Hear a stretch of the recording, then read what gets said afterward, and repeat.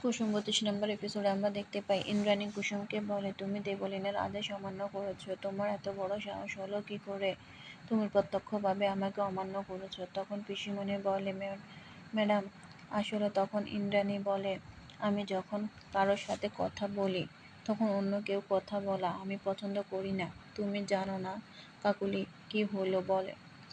আয়ুষ বলে, মা আমি ওকে বলেছিলাম তুমি যা যা পারো তা রান্না করো। তখন কুসুম মনে মনে বলে, ছোট সাহেব তো বলছিলেন শুধু যা পারি রান্না করতে, কি কি পদ তো বলেনি। সেটা তো আমি ঠিক করেছিলাম, তাহলে উনি আমার জন্য কেন মিথ্যে বললেন? তখন কাকুলি বলল, ম্যাম মাঝখানে কথা বলার জন্য মাফ করবেন, কিন্তু যে কন্টিনেন্টাল রান্না করে সে আজকে আসেনি, আর আমরা কেউ কন্টিনেন্টাল রান্না করতে জানি না। তখন ইন্দ্রাণী বলে, আসেনি কেন? সে আসেনি। তখন কাকুলি বলে, জানি না ম্যাডাম। তখন ইন্দ্রাণী বলে, জানি না মানে ফোন করনি কেন?